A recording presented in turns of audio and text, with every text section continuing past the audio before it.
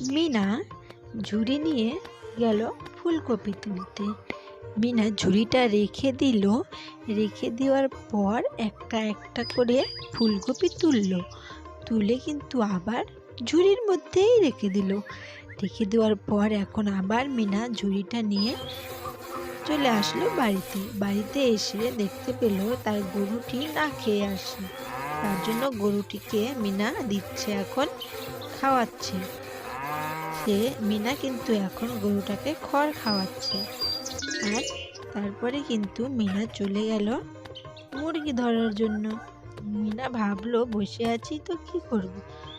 মিনা তখন মুরগির যে টোপাটা ছিল সেটা দিয়ে কিন্তু মুরগি ধরার জন্য খুব চেষ্টা করছিল। আর এখন গেল মুরগিগুলোকে ধাওয়াচ্ছে মিনা। আর এদিক এদিক দৌড়াতে দৌড়াতে এসে পড়লো তার ভাইয়ের কাছে। তার ভাই এখানে ছিপ দিয়ে মাছ ধরছে। তারপরে চলে আসলো বাড়িতে আসার পর মিনা দৌড়াতে যাচ্ছে। মিনা এখন দৌড়াতে যাচ্ছে। আর মিনার পোষা ময়নাটিও কিন্তু কত সুন্দরভাবে দৌড়াতে যাচ্ছে। আর মিনা কিন্তু এখন সেই দুষ্টু লোকটির দোকান পার হয়ে গেল। তারপরে এদিকে মিনার ভাই আর মিনার পোষা ময়নাটি কিন্তু বাড়িতে চলে আসছে। আসার পর কিন্তু মিনার ভাই মিনার পোষা ময়নাটির সঙ্গে এখন খেলা করছে। মিনার পোষা ময়নাটি একটি মাটির গর্তের উপর বসছে। আর মিনার ভাই মার্বেল পাথর দিয়ে ঢিল মারছে সেই গর্তের দিকে। এভাবে করে কিন্তু মিনার পোষা ময়না আর মিনার ছোট্ট ভাইটা দুইজনে মিলে খেলা করছে। তারা কিন্তু অনেকক্ষণ ধরে সেইখানটায় খেলা করছে। তাও কিন্তু তার খেলা শেষ হয়নি। সে কিন্তু সেইখানটা খেলাই করছিল। আর তারপরে সেইখানটায় চলে আসলো তার দিদি। খেলা করতে করতে হুট করে কিন্তু মিনার পোষা ময়নাটির গায়ে লেগে গিয়েছিল। আর মিনার পোষা ময়নাটি সেইখান থেকে উড়ে চলে গেছে।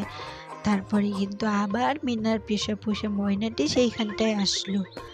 আর মিনার ভাই আর মিনার পোষা ময়নাটি আবার খেলা করতে লাগলো।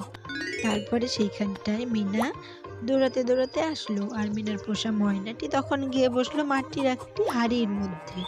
আর তারপরে মিনার ভাই আর মিনার গল্প করছিল।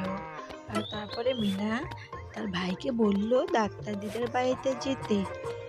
না মিনার ভাই তখন মিনাকে বলল নদীর ধারে যেতে। তারপরে কিন্তু মিনার ভাই দৌড়াতে নদীর ধারের দিকে যাচ্ছে। যেতে প্রায় পৌঁছেই গেছে, কিন্তু এখনো পৌঁছায়নি, অনেকটাই দূর আছে। তা মিনার ভাই কিন্তু দৌড়াতেই যাচ্ছে।